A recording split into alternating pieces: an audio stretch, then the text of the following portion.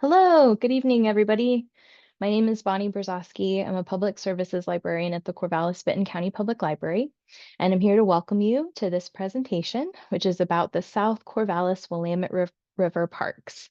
This is the very first in the 2025 Liz and Bob Frankel Hiking and Environment Spring Webinar Series. And the theme for this year's series is String of Pearls, the Magic of Corvallis River Parks. So as you can tell, we will be learning all about Corvallis's river parks. There are two virtual events in addition to this one that are part of the series. On Wednesday, April 23rd at 7 p.m., we'll be talking about the Marys River Parks. And then on Wednesday, May 28th at 7 p.m., these are all virtual, we will be talking about the downtown Willamette River Parks. You can learn more about what's going to be discussed in these events, as well as register for them at the links that I'm going to share with you right now. Give me just a moment while I put those in here. Thanks for your patience. I didn't have that quite queued up. And there we go. So I hope that you will register and join us.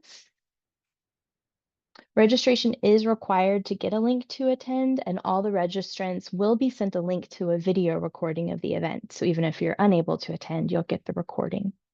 As I'm sure you might have noticed, we're using Zoom tonight. Please feel free to submit questions throughout the presentation, and we will try to answer some of those at the end. You click or tap on the question mark to submit your questions. That's going to vary depending on the device that you're using.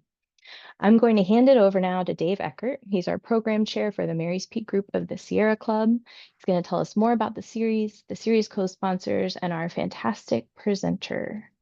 Dave, would you like to take it over? Well, thank you, Bonnie. Once again, after all these years, I really appreciate it.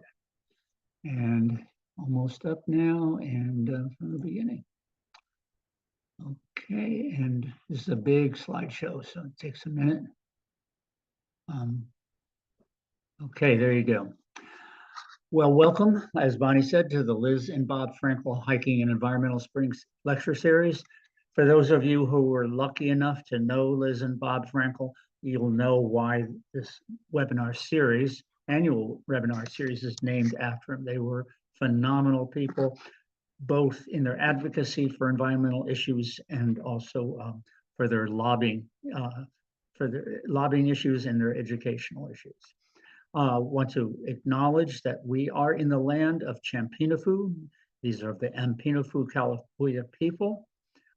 It is still their homeland, and their members live primarily at the Confederated Tribes of the Grand Ronde and the Confederated Tribes of the Siletz, but all around us, many people in what is now Corvallis are Ampinafu Kalapuya.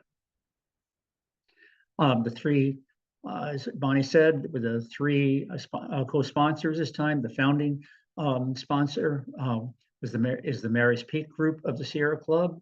In I think it was 2021 or 2022, the Corvallis-Benton County Library came on board when we headed toward webinars, and has been with us every year, being the technical and virtual host of the series, and deeply appreciated. This year, our third co-sponsor is the Corvallis Sustainability Coalition Water Action Team, because it's about water and rivers. I want to briefly go over what we did in the past, where we did webinars. The first was on the gifts that were given to us by Liz and Bob Frankel. Large sums of money to upgrade them: Jackson Fraser, Marys Peak, and Bald Hill Natural Area. In 2022, it was called Bevalis, and that's about beavers, both locally, regionally, and globally. And these are all on the YouTube channel by the library. Then in 23, we had reviving a local wetlands series. That was also very exciting. And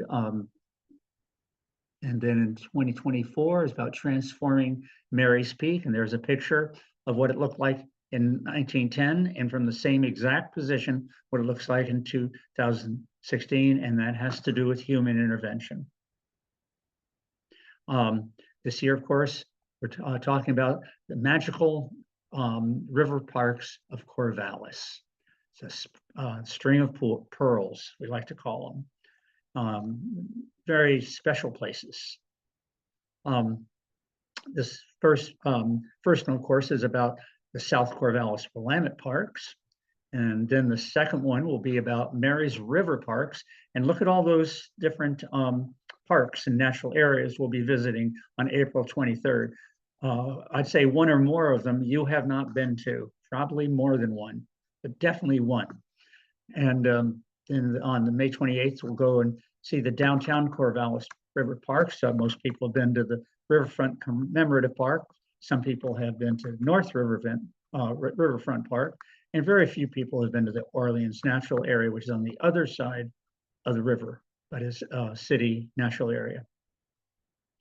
So the 4 areas we're going to visit tonight are the Willamette Park, Kendall Natural Area, Crystal Lake Sports Field, and the Willamette Boat Park. Most people think of it as one contiguous park. In a way that's true, it's just named differently. And so here's an overview, Google map. The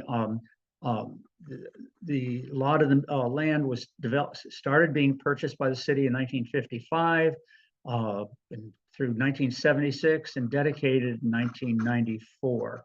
And again, those are the 4 names of the different areas.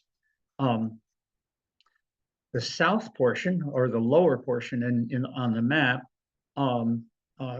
goes from the south end of Willamette Landing, down where you can see where all the development is right there where my cursor is, and goes up to approximately Goodnight Avenue, right there where the boat landing is. And the central portion, which will be talked about tonight, again, also goes again from the Goodnight Avenue area up all the way to the top to the parking lot, the beginning of the parking lot. And then the northern section, which very few people have been in, goes from the Willamette Boat Landing actually all the way up to the confluence. And as a little teaser, you can't get there now this season.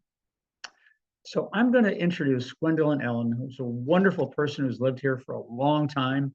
And for the last 20 plus years, she's been hiking the South Corvallis Willamette River Parks, and really knows it well. She is an agricultural biodiversity consultant, retired from OSU, and she has 40 years of working with Western farmers with conservation practices. So she is going to be concentrating on the area closest to the river. There's a lot of land internally that we just won't have time to go over. And speaking of time, I better get off here and let Gwendolyn get on. Thank you, Gwendolyn. Thank you, Dave. Thanks for that very gracious introduction.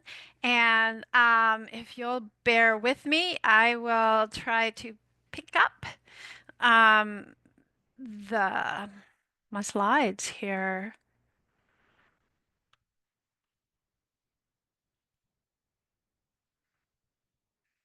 Okay.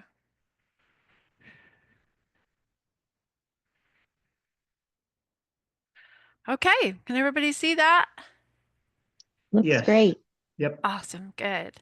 All right. Well, I was very excited when Dave asked me to do this presentation because Willamette Park is just a very special, very important place for me. I'm there many times a week, almost every day. And I am a person who has never had a river by my side in a place that I called home. I grew up beside the muddy Mississippi in Tennessee, and I raised my son on the banks of the Cache la Poudre River in Colorado, and now I'm growing old between the Marys River and the Willamette River, and I like that just fine. So the thing that's really special in having the Willamette River in my backyard is it gives me everyday access to that beautiful river, enabling me to start my day very centered with a daily meditative hike. I'm a person who loves animals, and so I have two very active Australian shepherds, and we get to both have exercise and breathe the river every day if we want to. I find I love nature, I love the wild, I love animals, and I find a great reassurance in my life in nature with the changing of nature, the evolution of the sea and changing of the seasons. And I get to experience that um, uh, in Willamette Park. It allows me to see animals as they change, plants as they change, all these organisms in their element. And it also reminds me of how fortunate we are to have this great abundance of water. And as we go by the treatment plant, you will also, I hope you'll be reminded about how fortunate we are. I think that having fresh water is a human right, a safe water to drink, and almost 2 billion people on this earth don't have that, and we have so much of it. And when I go by the water plant, I think of, wow, anything could happen to this water source, but like just one little earth shake. But here it is, supplying all of us, and I feel very fortunate that that happens. And I love that our neighbors, and this community are able to build and strengthen our community in nature and in the park. I think this Willamette Park provides so many platforms to be in nature, whether you're a sports lover, an animal lover, a bird lover, or you want to walk. And we have children who come to the park every day and preschools, and they are so inspiring because they are these tiny little creatures who are totally good at getting up and going to the river, whether it's sunny, whether it's raining, and they learn so much being in nature and having this connection. We have school camps that the city park does for all ages of children in the park every day. So the idea that we are the best we can be in our community when we're compassionate and learn through nature is something that I really believe gets us through these uncertain, stressful, fearful times in life. So, with that, let's start on this virtual hike that we do. This hike would probably be about 3.5 miles if we did it together. And as Dave said, we're going to start at the southmost portion of the park. And that's from Willamette Landing to Goodnight Avenue. And you can drive on River Green Road and go all the way down to the end of River Green Avenue, and you will hit Willamette Landing's community center. And you take a right into the community center, recreation center, and this is what it looks like in the winter. This is a fine place to start a hike on the Willamette River. It's not a great place in the summer because it is very, very busy in the summer, and their swimming pool is here and people are parked here. But in the winter, you avoid the mud and the potholes and the floods, and you can come to the recreation center. And here's the parking lot, as you can see, somewhat empty, and the start of the paved trail is off to our right. And right now we're up on a hill, which is lovely because we can look down on the river. We can see the remnants of the forest across the river, and we can see all the way to Mount Jefferson. Oops. Oops, sorry, so sorry. Which you can't see Mount Jefferson anywhere else in the park. So we're going to go to the left just so we can say we've gone to the very end of the paved trail. So we'll go down the hill and you see the intersection of a gravel path to the straight ahead of us, and to the left is where the path continues, and we're going to head right. It's a paved path, and it's the end of the paved path. And of course, it ends in a grass seed field. And but the good part of this is that you can see Mary's Peak.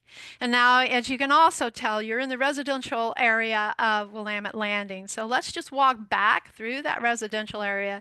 And now we're back at that intersection where we went, where we parked on the hill.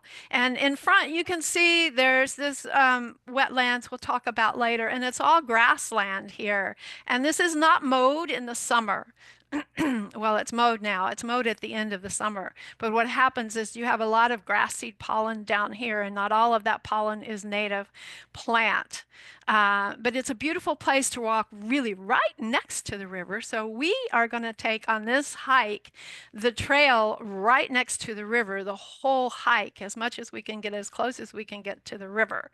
And so this it starts out as a gravel path, and you can see that there are all kinds of big leaf maples here, and lots of trails that people make down to the river, because the folks locally call this the bay.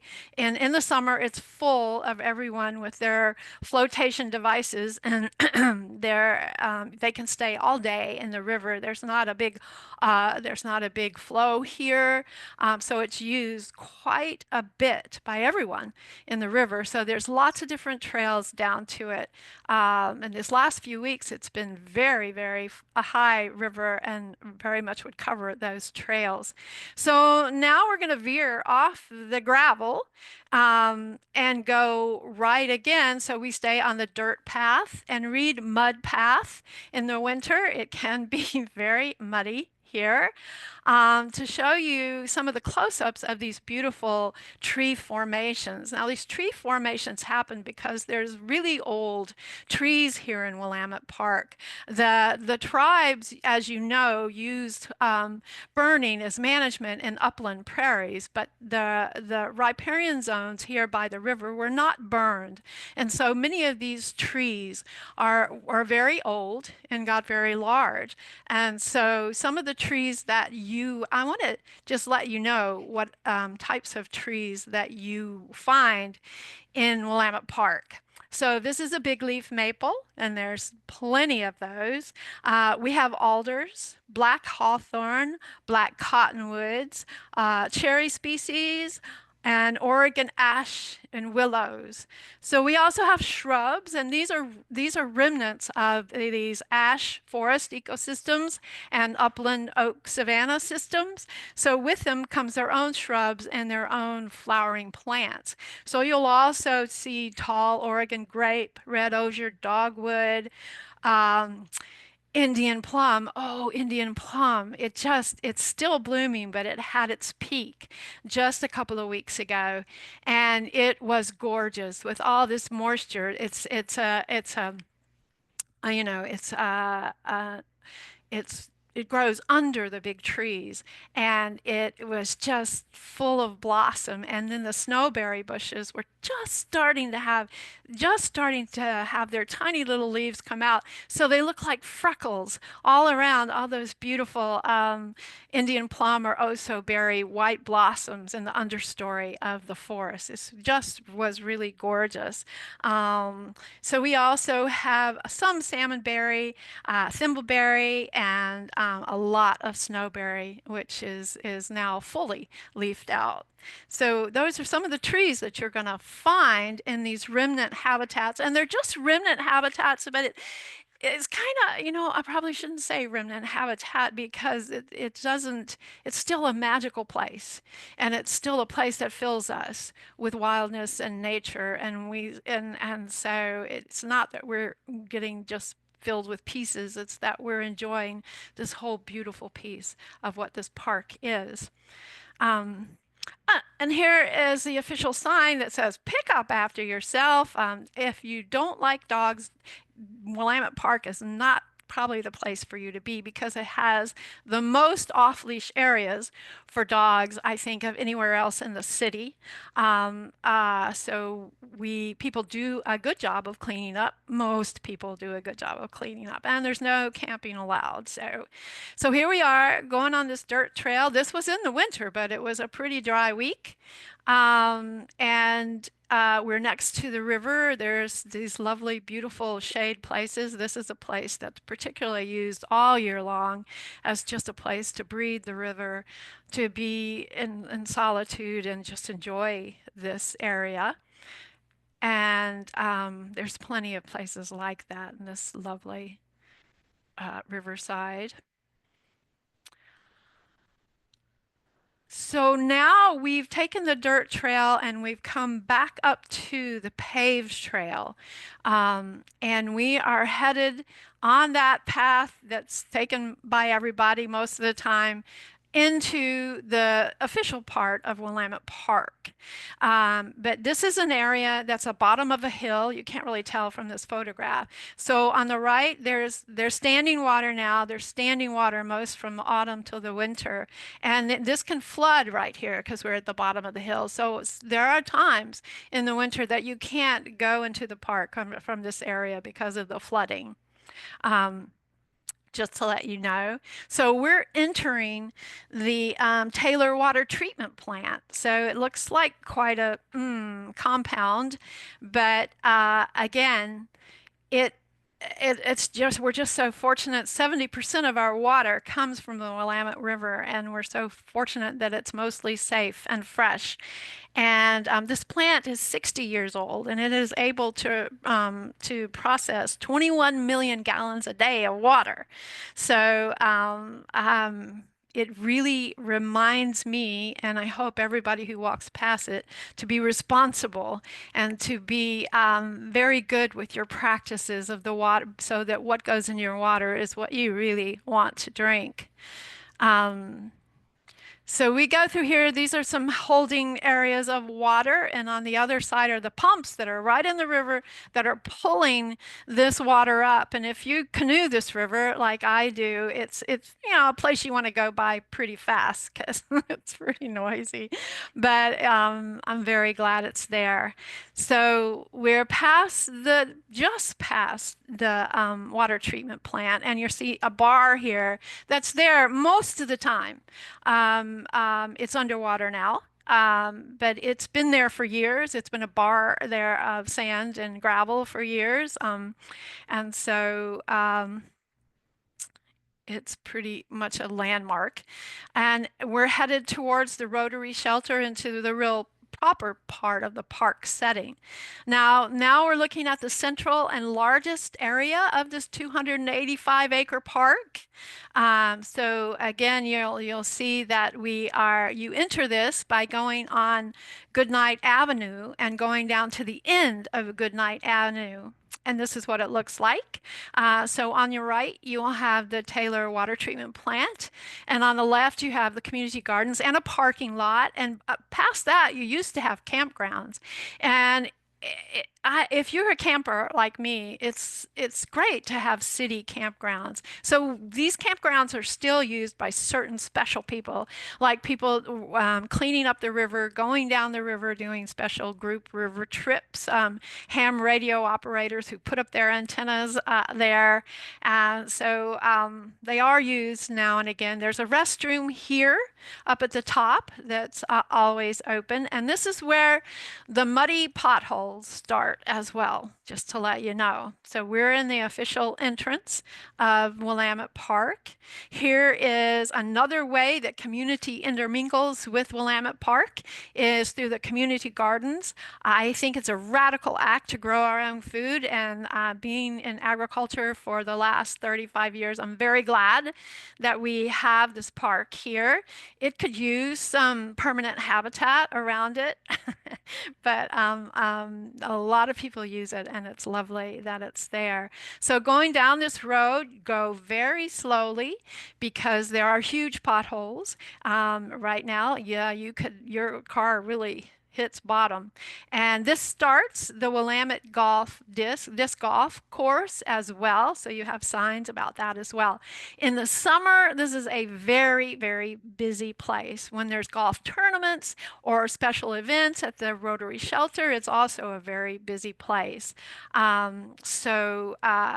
in the winter, oh, it's just a private, nice, lovely place to be. Um, Now, back on the trail, we start seeing a series of benches. And these benches are just great to have. They're memorials that families have bought for their beloveds who have passed, but they allow people who might, not be, have different levels of able-bodiedness to be in the park. So if you're rehabbing or prehabbing, or if you're in a wheelchair, or if you um,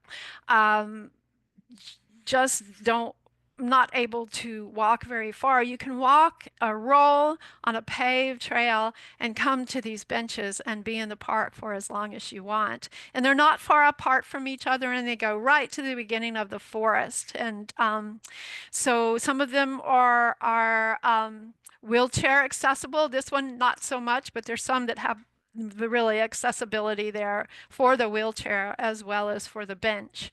And so I'm very glad they're there. I have used them when I was at different levels of ableness myself. But do check them, read them, and have a little good thought for that family in our community. So this bench looks out over, I'm wondering how many of you know what it's looking at, and I wish that you were here with me so we could talk about it. But it's looking across the river at what is the Stallbush Island Farms biogas plant.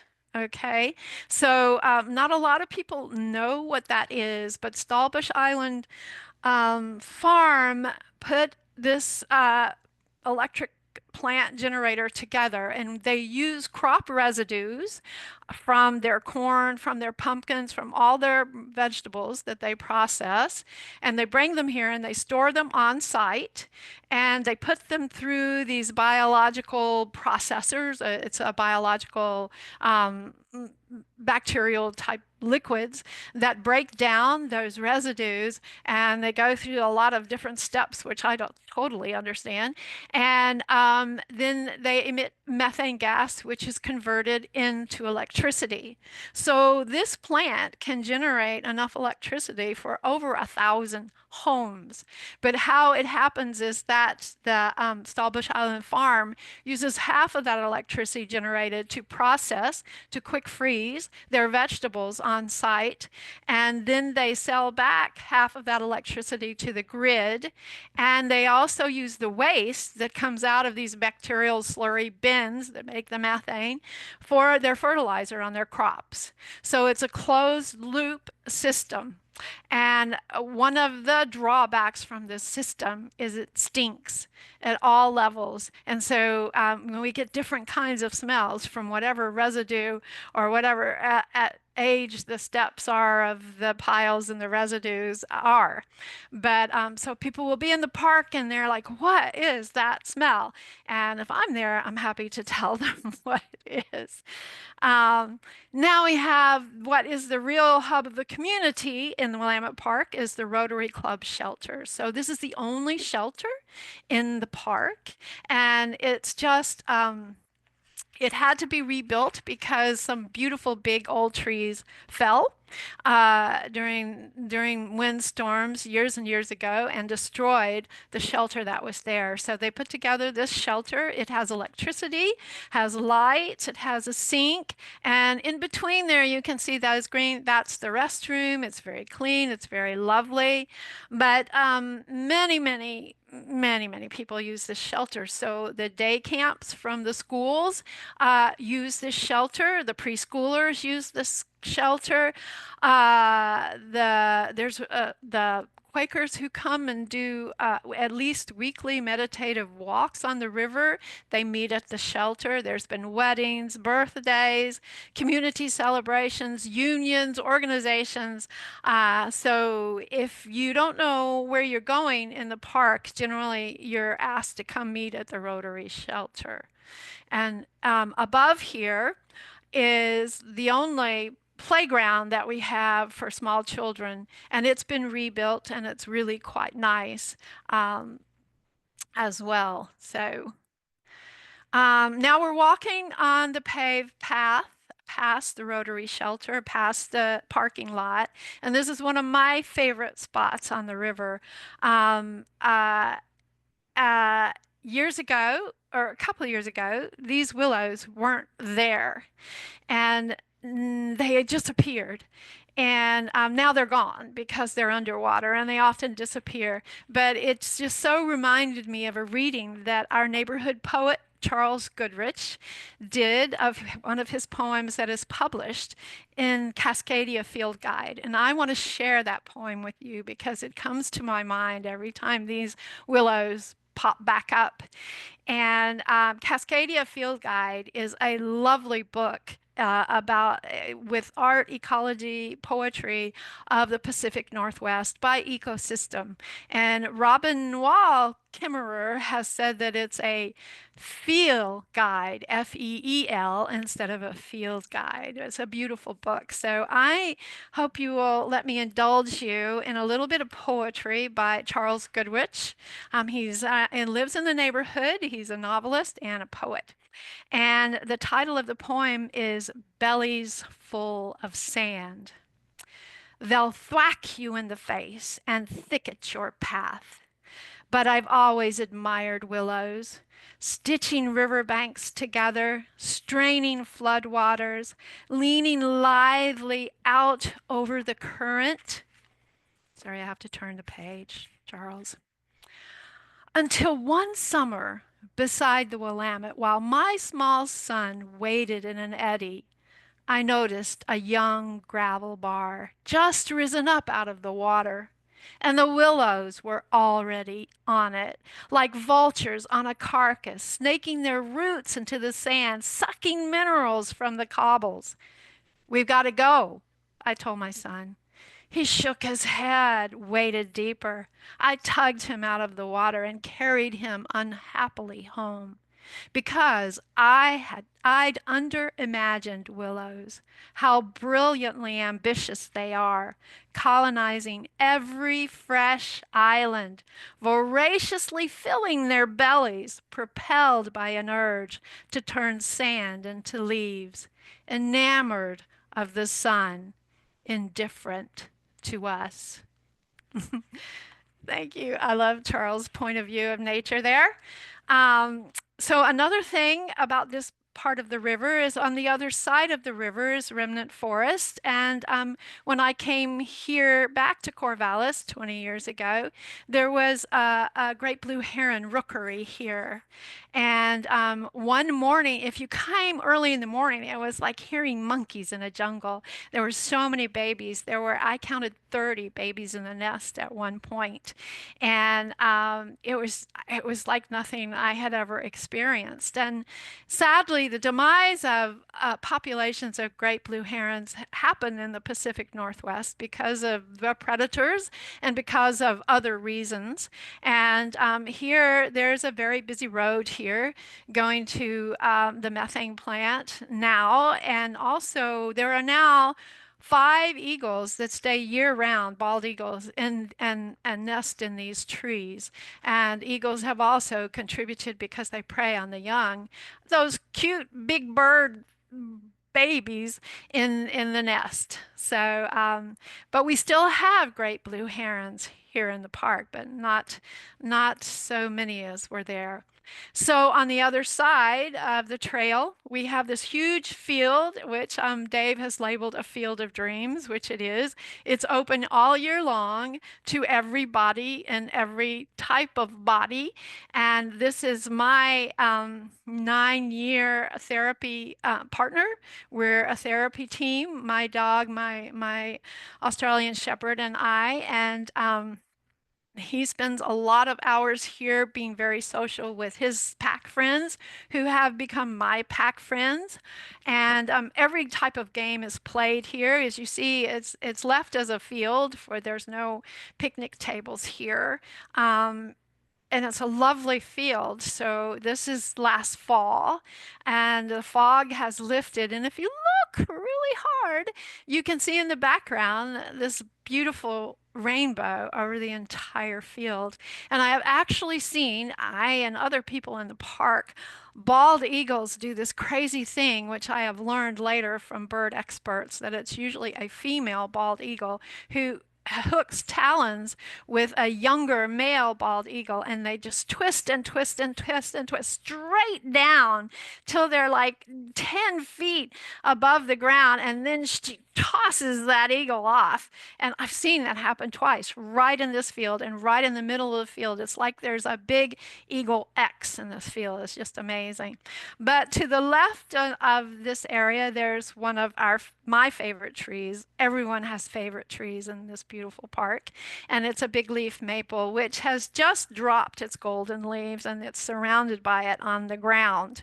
And if you look off to the right of this big leaf maple, you'll see a little metal pole. That's a frisbee golf hole. I don't know if you call it a hole basket, number 2. And behind there is a bridge that goes to that forest on the other side. But the tree right to the right of that to that little marking is where great horned owls have nested in that tree for the last several years. And they've been nesting in that area of the forest for decades or probably more.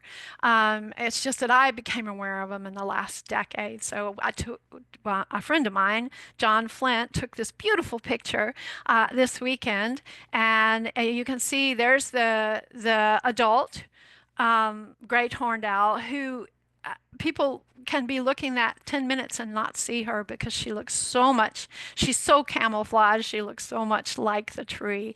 But she's very distinctive because she has some white feathers on her cheek there. And then those little fluff balls down there in the break in the tree. That's where the nest is. That's where it was last year. And there's 2 babies. The black you can see is the one baby's face. They look just like stuffies, and they're adorable. And it's lovely to be able to watch these birds grow and fledge. So I was telling you that this is Bird Haven. We are very fortunate in Willamette Park that we have 2 people who do scientific bird surveys. And have been doing them for years, and they put the data up on eBird. So those 2 people are Duncan Everett and Karen Dose. Sorry if I kill your last names, Duncan and Karen, please forgive me. So you can go to the Mid-Willamette Bird Alliance website, go to resources and go to eBird. Go into eBird and you can go into Benton County and go to Willamette Park, and you can see individually how many birds have been counted. So I went there to see how many Karen counted this last weekend, and she had counted 45 species of birds. That's a lot. That's incredible. It's just glorious. And so I'm just going to quickly list off some of those birds so just that you get an idea. So there's great blue herons, there's green herons, there's 4 different types of swallows, there's bald eagles, there's great horned owls, there's barred owls, hairy woodpeckers, pileated woodpeckers, flickers, osprey, red-tailed hawk. I have myself seen a peregrine hawk in the park, a peregrine falcon. Sorry, that's hard to say. And then as far as duck type things go, there are mergansers, mallards, goldeneyes, grebes, cormorants. Then there's Canada geese, dusky geese. There's a million songbirds. I stopped at an intersection of trails yesterday and recorded 7 different songbirds. It was a lovely symphony there. There's wrens, spotted towhees, oh, I can't even name them all. Nuthatches, I'm sure, Karen, I need you now. And there's a song sparrow that's right there as you start on the trail from the parking lot, who just sings a glorious song every morning. There's belted kingfishers. So, I mean, I could go on, but there's a lot of diversity of birds in the park. So let's keep walking. We're at the end of the field now, and this was this winter on a very foggy day. These are Gary oaks, or also Oregon white oaks. They're the same thing. They're almost, as beautiful without leaves as they are with leaves in this incredible fog. Um, so here at the end of the field, we come to an intersection of 3 paths. And so there is the paved path that you can go all the way to the end of the boat ramp on, then we'll come back that way. And then in the middle there of this path, of this slide, is what we call a chip path. We just call it the chip path. Lots of wood chips here. Very muddy, now. And then on the very, very right of the slide, you can't really see it, but that's where a dirt trail starts that goes all along the side of the river for quite a while. And us locals call this the Osprey Trail because for decades there was an osprey nest in a very huge snag on the edge of this trail, right at the edge of the river. And we just had the good fortune to watch these osprey raise their families and fledge these lovely little huge little and then huge birds. And the top of the snag fell like 3 years ago. And so the enterprising osprey came back and they made their nest on the next level of snag branch. And that lasted, just barely lasted until those fledglings left the nest, and boom, that fell off. And then last year, the entire snag fell. So the osprey that generally nest in this area, I think, are now nesting in the Crystal Lake, a snag in the Crystal Lake Cemetery. And it's good because it gets them a little further away from those very bold and menacing bald eagles.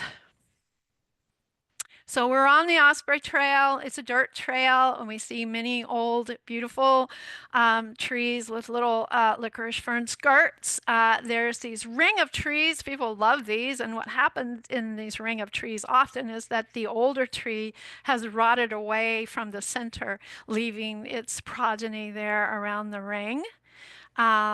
Beautiful just edges of the river that you get to see through the forest.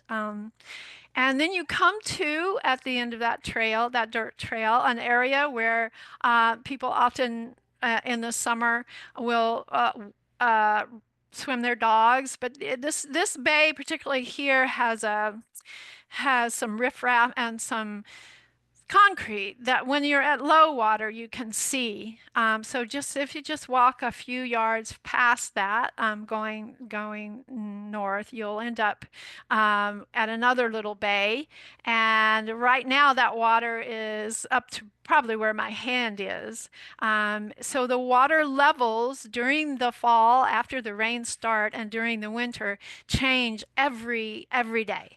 They can go down quickly. When we get so much water, they just really rise. And so you have to be alert when you're hiking on these many dirt trails. We can see this was Dave labeled this human hell a barrel. The parks insist that these barrels are empty. There also on this trail is a skeleton of an old car. I think there used to be a lot more in the park, but not anymore. But we're just going to continue walking on the dirt path, and then we come up to the chip path, and then we come up to another intersection, and this is the intersection with what we call the Piney Trail, or what I call the Piney Trail. So it's right next to a plantation of our very special ponderosa pines. So I lived in Colorado for a very long time, and I'm very familiar with ponderosa pines, but I had never seen ponderosa pines that grew in wet areas and who like to have their feet wet. But our ponderosa pines in the Willamette Valley are those kind of pines. And so we have a large plantation planting. There are other trees planted in this plantation, a lot of madrone, oak, big leaf maple. And this is the Kendall Natural Area. A lot of us don't know it as that. We just know it's the plantation. They are planted not as habitat restoration, so they're in kind of like rows. So there's a lot of invasive species in between them. So here you'll find poison oak, and you'll also find a lot of blackberries. But it's lovely to be on a trail that's covered in pine needles and smells so piney in the summer. So, and it's on the side of the sports fields. So we're going to walk down that trail just a little bit more, and oh, surprise, there's more dirt trails, and we're coming to standing water. So we can have water that stays standing water throughout the wet season. And then we have some that drain and then come back again. But you don't want to get tangled in these because some of them can be very deep, and you have those vines of blackberries that can hold you down. So you want to be a very alert hiker when you're hiking the dirt trails of Willamette Park. But this is an area where there's tons of frogs. We love to open our doors at night when it was warm these last few nights and hear all those frogs. It's lovely to hear them. But a trail that you walked on yesterday might not be where you can walk today. So just stay alert, and don't try to wade through any of this. And don't drain that swamp, because that swamp equals biodiversity. It's home to a lot of these species of trees. Our flowering plants depend on it. Amphibians, the frogs love it.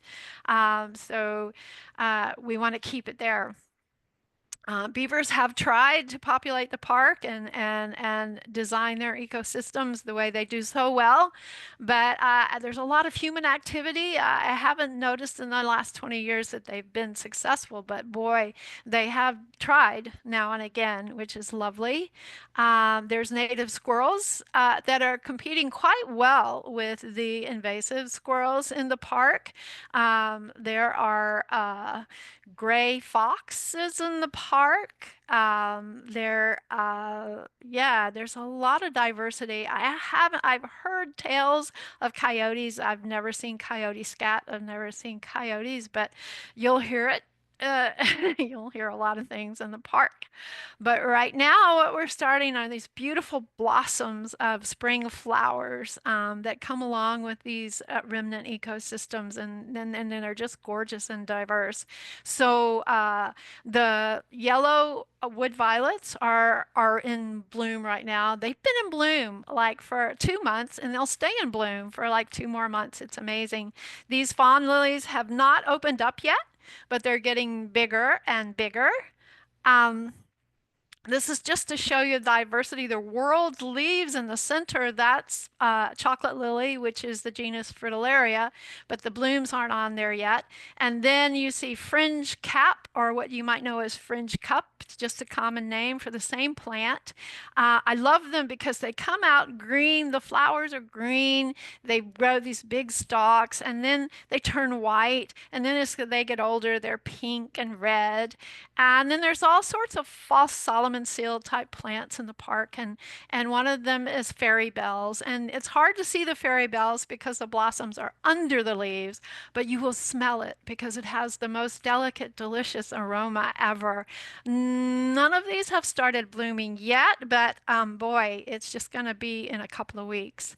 Oh, my favorite. So you're in this ash forest, and you come to a sunny place, and there are 4 or 5 feet of delphiniums or larkspur. So they love the sun. They're gorgeous, and they are poisonous. They're featured in all those British murder mysteries. Aconite. Everybody's always using aconite. That's the genus name, but they are beautiful. Oh, I love them. And trilliums. Okay, the trilliums are opening as of these two really warm days. There's these lovely trilliums that can turn to a pinkish to a reddish color. There's some that just stay white. They're all through the park, but there is a trail the locals call the Trillium Trail. So if you're coming in the park from the end of Park Avenue. And if you know that area, it's where the campground used to be. And if you walk straight, if you go down the hill, there'll be a bridge. And but if you stay up on the top before you go down the hill and turn to the left, there's just a non-assuming trail that we locals call the Trillium Trail because neighbors have been working year after year to keep the English ivy and the invasives out of this area because it's just full of native flowering plants. And these are some of my favorite that grow in that area only. I haven't seen them anywhere else in the park. But I think maybe some people have told me they might be reaching out. They're chocolate lilies, genus Fritillaria. They're gorgeous. And also in this picture, you have fringe cap in the background, and you have several ferns that we have in the park, and there is a fawn lily down there. So this is how it grows, so lush and beautiful at this beautiful springtime of year. Of course, there are mushrooms of all kinds, edibles. This one isn't edible. This is a wood rotting mushroom, but it was gorgeous because it started as just this little bulb, and then it turned into this beautiful parasol with, drips of water. Anyway, it's gorgeous. So do look for those. So we get to the end of the dirt trail, chip trail, and it ends in the boat ramp, at the boat ramp. And you have your Johnny on the spot. So if you've been holding it, you can go there. There's a kiosk and the boat ramp, we're coming up to it. So this is the north area, the Willamette boat ramp. And to get to that, let's do this other slide. Yeah, so you go down Crystal Lake and you turn left onto Fisher Lane and you go all the way down to Fisher Lane when you can, when it's not flooded, and you can get to the boat ramp. So Dave has this lovely 1938 map that shows that Ryan Creek, which basically my neighbor pointed out the remnant to it at Alexander and Ryan. There's a little bit of it left, but it's all disconnected now. That went to the real Crystal Lake from this map. But now you can see in 2025 the seasonal inflow from the river overflow side channel to Crystal Lake. And so I think this picture was taken right at Fisher Lane, that very first entrance into the sports fields and that trail. And here you see that you come out towards the road and you see the outflow into the parking lot. And you also have in the winter the boat ramp flooding. So it just all comes together to be totally flooded here. And that's happened several times already this winter. There's the official boat ramp sign to let you know that you're here. And this is the kiosk. This is where you will find the free flotation devices in the summer. This is a very busy area in the summer. And there's always, excuse me, let me get a drink.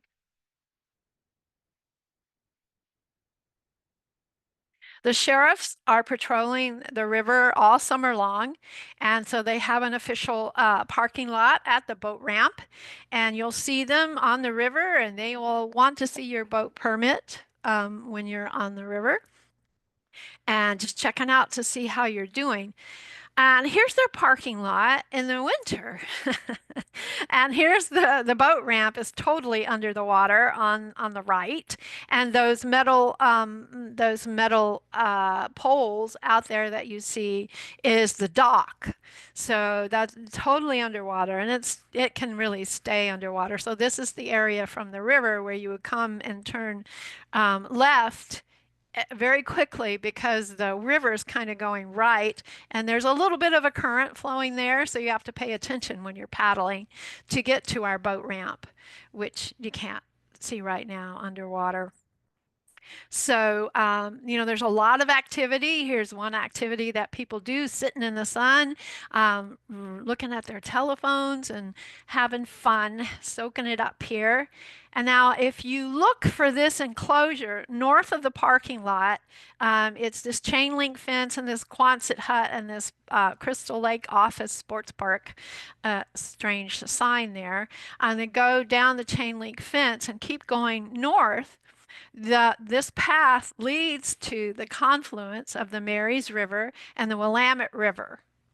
So we keep walking north here. And yes, you might recognize this if you've ever attended the kinetic races in Corvallis. This is where the Mud Bog event happens. And everyone in the summer would walk down more north past that mud bog and continue down this path. This is you can't get to this path right now because of the high water, and you probably won't be able to for quite a while. But this is a direct connection to the Willamette River. And this is a beautiful slide here. And way in the center of the slide, you can see the 34 bypass. And you're getting close to the confluence when you're here. And then here is the confluence, and there's the 34 bypass. And this is a bar that you will not see until summer, and you should not be anywhere near it until summer. And then in the summer, when it's shallow, it's a lovely warm place because it's a shallow part of the river in the middle to late summer. So don't try getting there now. Now we're going to go back and finish our hike through the sports fields, and we're going to use the paved trail. This is the first entrance to the sports fields coming off of Fisher Lane, where we saw the flooding from Crystal Lake and Ryan Creek. And it takes you to some intersections, and if you stay to the left, you would hit the paved trail that goes all the way out to where we came in. If you go to the right, there's dirt trails all along that right side of the sports fields on the Crystal Lake Drive side of things, and they are quite muddy this time of year. So this is the main entrance into the sports fields, and you'll see the Kendall Natural Area in Crystal Lake. And yes, it was their farm. And so off to the left is where the beginning of the natural area and the plantations, where we see all the special ponderosa pines. And that stays like that while you're walking through. So we go all the way through there, and you'll hit a sign that says, "Look out, flying discs are coming your way." And they do in the summer quite a lot. But the disc players are really good at letting you know if you forget that you're standing in their disc golf basket area. So we've gone all through the fields and back past the rotary and the treatment plant, and we've come to the Willamette Landing residential area. And if you look to the left, that's the dirt path we came on. If we go left, we could go to that dirt path that goes right by the river, but we will stay on the paved path this time. And there's one entrance here that goes straight through the residentials. We'll go all the way back down to the recreation center, past those grass seed fields. And this is an engineered wetlands. So remember, the grass seed fields will have grass seed pollen in the summer, but these engineered wetlands are the biggest population of the red wing and yellow wing blackbirds. So it's great to hear in different times of the year. And we're back where we started. So again, I think that's about 3.5 miles. And I hope this has given you, inspired you to come and check out the beautiful special places of Willamette Park.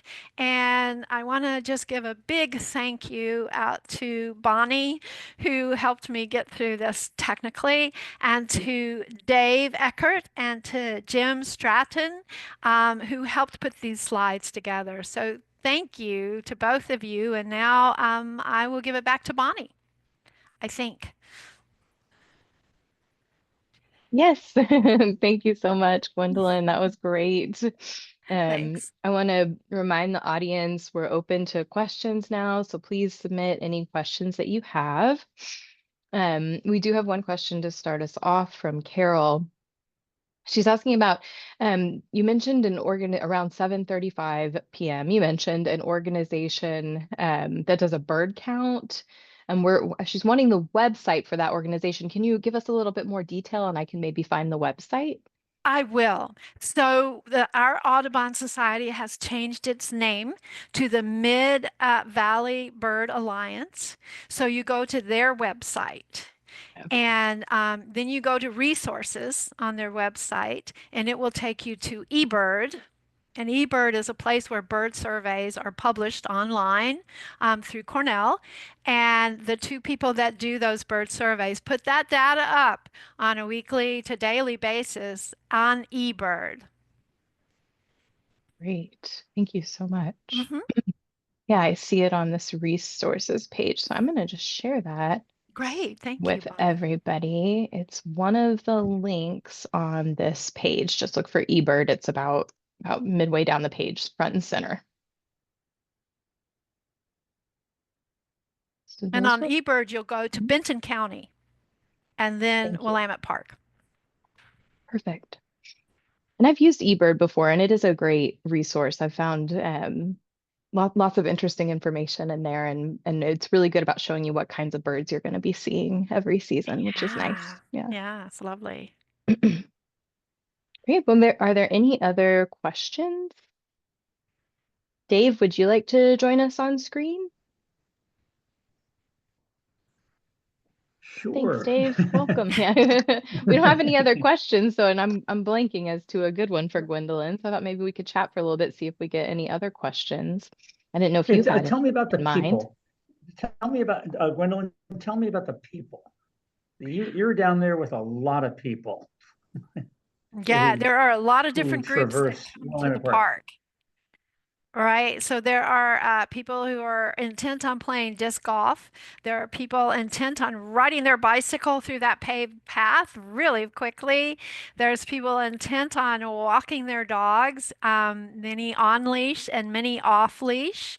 So there is an etiquette of if you have your dogs off leash and you come up on a dog that's on a leash, to either have your dogs under command or have your dogs on the leash. So there are people picnicking. There are people who want quiet, meditative time, and often are on the benches. You saw on that big field that's open all year, there's no picnic tables on that big field. So people are often in the benches or in the shelter.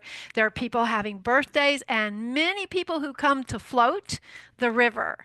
So a lot of times we see the people who are coming to float down by Willamette Landing because there's easy access down there. But there's others who come through where the Rotary shelter is. There's disc golf tournaments where you can't park at the Rotary shelter. There, in the summer, it's a very busy place. In the winter, it's not so busy. But if you want the quiet and the peaceful part of the park, it's best to come early. Thank you. I'll keep asking questions until you jump in, Bonnie. You I got did one? actually get two as we were listening to that. Thank you, Gwendolyn. Mary was curious, are there homeless encampments, especially when the flooding recedes? There were homeless encampments, and there were some bad ramifications from that. There was a fire. Giardia is now quite abundant in the park. That's a protozoa that makes mammals sick. Not so much human adults as much as human children and dogs, and it's ubiquitous in the camp now. But unhoused people are not allowed to camp in the park anymore. It was a disaster because of the flooded areas and how different the water level is from one day to the other, and so I'm kind of glad they're not there. Uh, Along the river anymore. I kind of miss the campsite that used to be there because as a camper, I like having an in-city campground sometimes when you're traveling because you get to meet the people and know a little bit more about where you are. But that's been closed over 20 years, as a matter of fact, the Mhm. campgrounds have. So, yes, there were unhoused there. It's a safe park because we populate the park. People run in the park.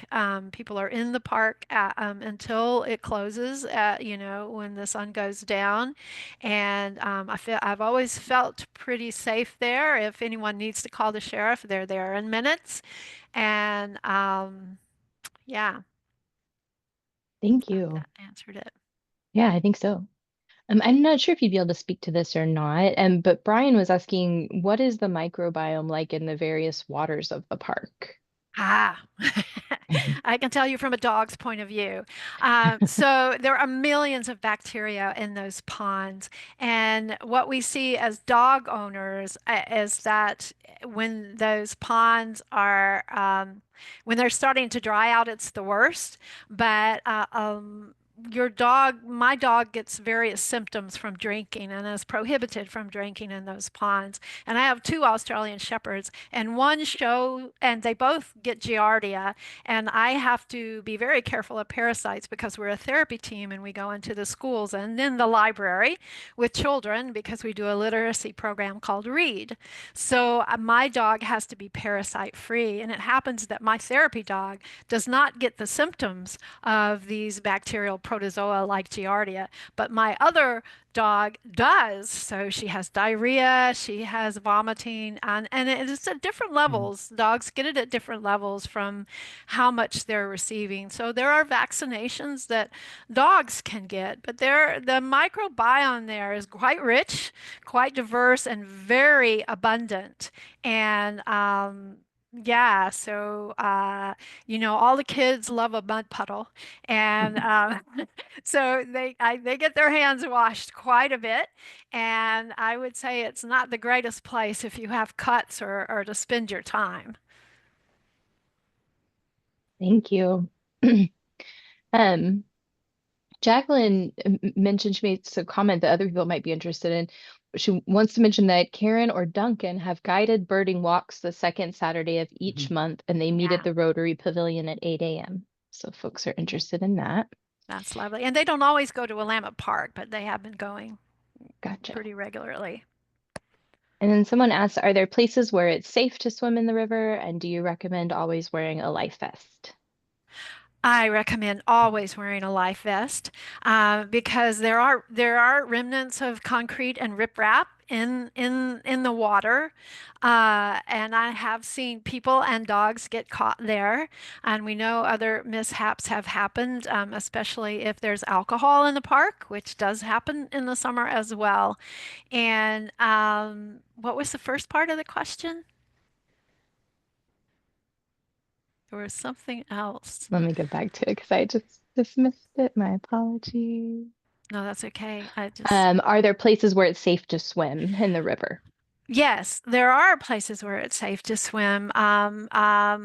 And there are places where there's rope hanging jump offs, and those are pretty deep. And that second bay that I showed you are where some of the kids will swim. People swim in what they call the bay just in front of Willamette Landing. I canoe, and I generally love to canoe Peoria to Peoria Road to our boat ramp. And I will pick places where it's an island or, somewhere in the middle of the river to swim. So those places are very safe as well. Do you, just to add something, do you think it'd be a good idea to ask somebody around who knows before you go into a specific place? Because there are some strange currents there in the river. And the closer you get to the confluence, the stranger, or the closer you get to an island, the stranger the currents get and unpredictable. So yeah, so I was just wondering if you recommend asking somebody who knows a thing or two like you do, Well, absolutely. And I first. recommend that when people canoe as well, and because Yeah. the currents change, and if people are not familiar with swimming in a river, they can really underestimate how strong that current can be. Mhm. And yeah, so I think it's very important to talk to the locals. But you will see in the summer, a lot of people going to the same places to get in. The access in some places are easy, and the access is harder in other places.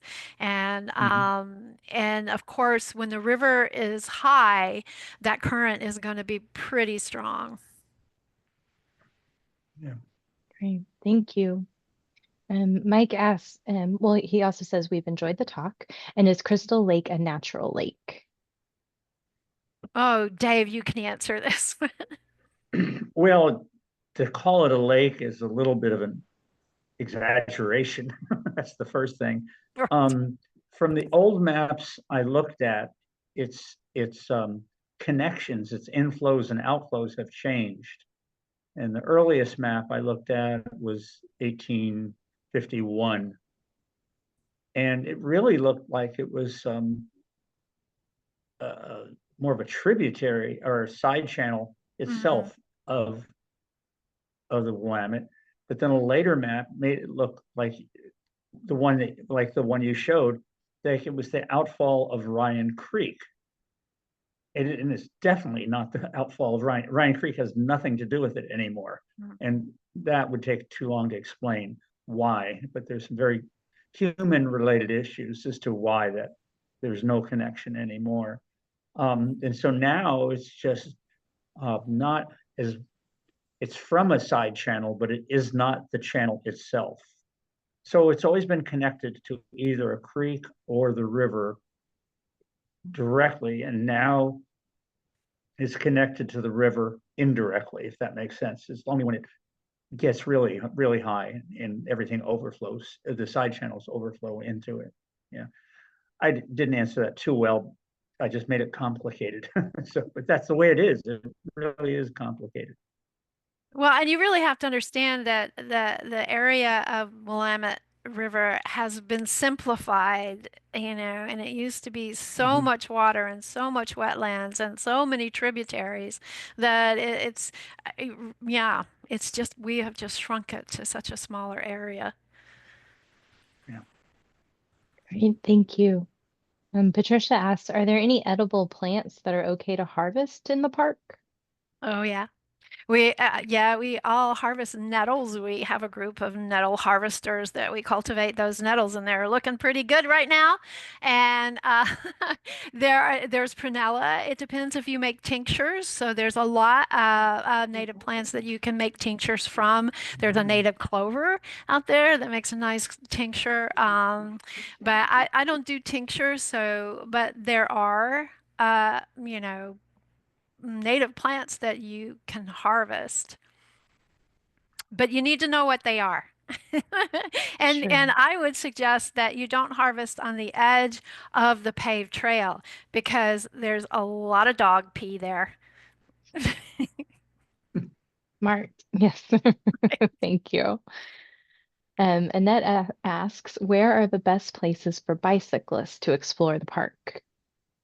Ah, yeah, bicyclists. So, you can get on that paved trail like we did at the Willamette Recreation Center at Willamette Landing and go on that paved trail all the way to the end of the boat ramp. Bicyclists do that all the time. Some people, that's their route to work.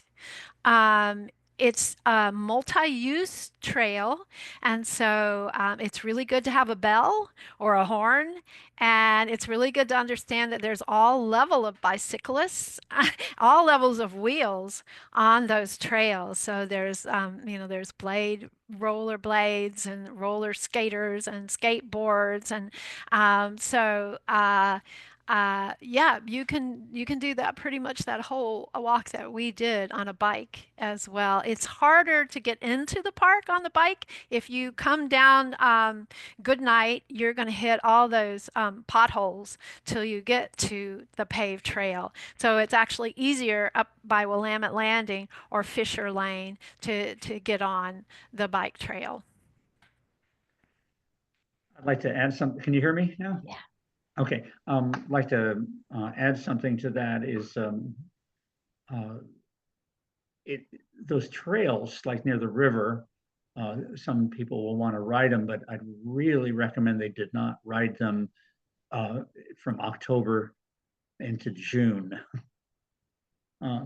Because what they're doing is really destroying the trails and putting deep ruts and causing erosion and really making it nearly impossible for people to walk on it. Yeah. And I know a lot of uh, off trail or trail riders love that type of ride, and it's to their benefit, but it really makes the environment horrible, really damages the environment and really makes life unpleasant for other people. So I hope they can have the commons in mind rather than just themselves. and Yeah, thank you for mentioning that, Dave, because it is a problem when there's big ruts in the trail and people trip because it can also Mhm. be exposed roots in the trail too, and Mhm. so you have to navigate all of those. But also, I didn't think I mentioned that the sports fields are open to sports from March until October. And so riding your bike along those sports fields, you might find that to be a little bit perilous when there's so many games going on. Great. Thank you. And then It might be a Carol, good thing to point. go ahead, Dave. No, go ahead. I say Carol just added a comment. Bike access on the paved path is easy from the boat ramp parking lot. Mhm. And then added about biking, there's a paved trail from the South Co-op connecting to Crystal Springs, then turn to the boat ramp. Thanks, Carol. Crystal Lake, yeah, yeah. And Dave, did you add something to add? Yeah, what's interesting, another thing that's interesting about the park is that the sports fields are only for reserved use. So you can't do it, you're not allowed to do a pickup game there. It's really just for the sports that are planned and they reserve them. I don't know if they pay for them. And the same with the Rotary shelter, even though some people just use it, you're really supposed to get a reservation to use it. Because if you're just there and then the person who reserved it shows up, there could be some awkward moments, in that. But my question, if there's no other questions, how are we doing on time? We're getting near the end here. Is Gwendolyn, is there anything that's realistic, whatever that means, you would like to see happen to or with or in Willamette Park? Oh, well, since the sustainability town hall, I've been thinking about reciprocity, and I would love to see more tribal, like, have some tribal canoes there, having some tribal art there, having not just our parks, city parks and recreation programs there.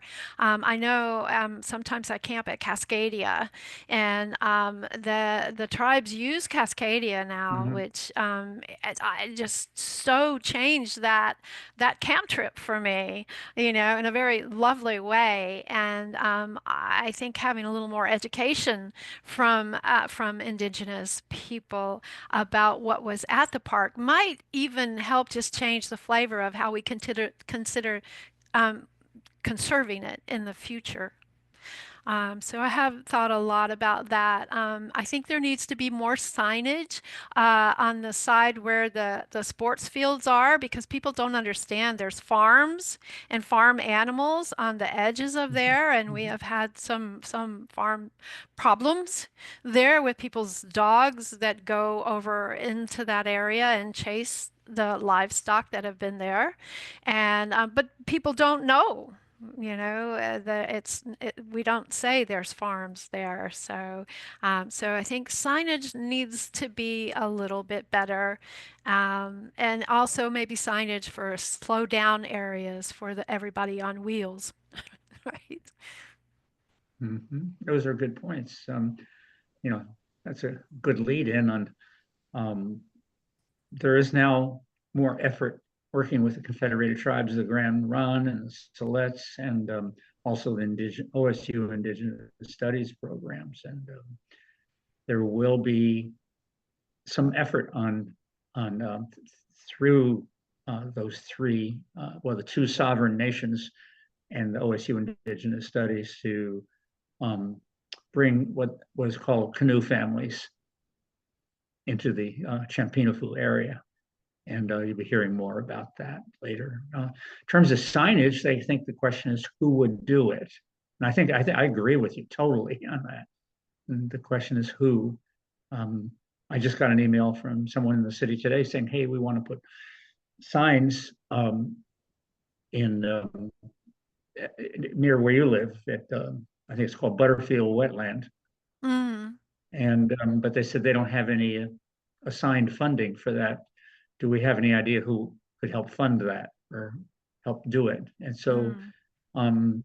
I think what we'd have to do is have a collaboration of a private and public efforts to do something, rather than, I don't think we can depend on the city to do it, because that's not in the wheelhouse at this, especially the financial wheelhouse at this point. So, but I think there's ways of doing it, but we have to be creative in making it Well, happen. And I I think am. we can.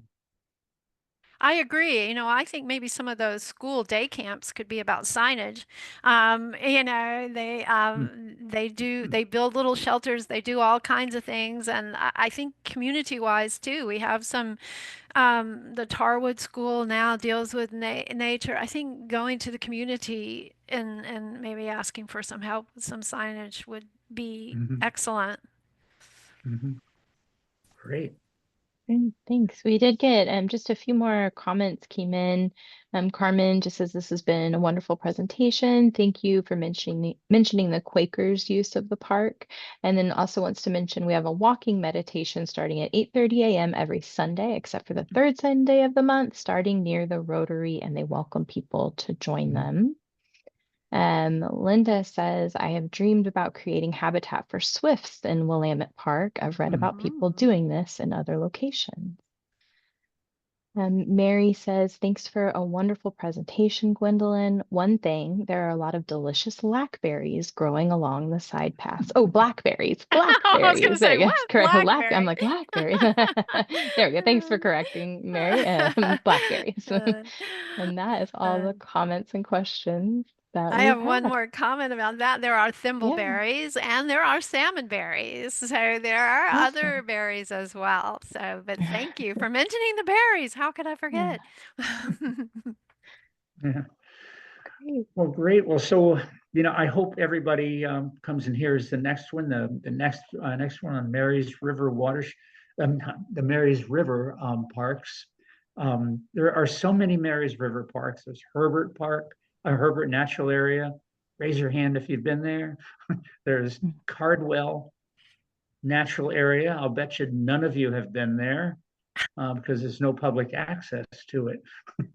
Um, and then Mary's River Natural Area, which I think a fair number of people, but not that many, have been there. And that's magical also. Um, and then we come to Avery Park and Natural Area. And most people haven't been to some of the special areas that we'll go to. They've been, almost everybody's been to Avery Park. And there's some very interesting facts about Avery Park that most people don't know. Then we'll go to Pioneer Park, which has its own interesting issues and history. And then we'll go to Shallowa Point. Well, let's see. No, first we'll go to BMX Park because that's on the Marys, and that's a place most people haven't been to. They've seen it, but they've never been to it. And then we'll end on the Marys River section of Shallowa Point. And that's a point for some of us of great excitement right now. And so I look forward to seeing everybody at the next one on April 23rd. And Gwendolyn, that was just spectacular. Thank you Thank you. so much. Great job. I'm so grateful you did this. And it'll be now a legacy on the legacy YouTube on the library channel. And Bonnie, thank you for hosting. And why don't you take us out of here? Yeah, well, just thank you all so much for being here. Thank you for your questions and comments. Thank you, Gwendolyn, for an amazing presentation and a beautiful tour of the park. And thanks, as always, Dave, for bringing us all together. You're amazing at that.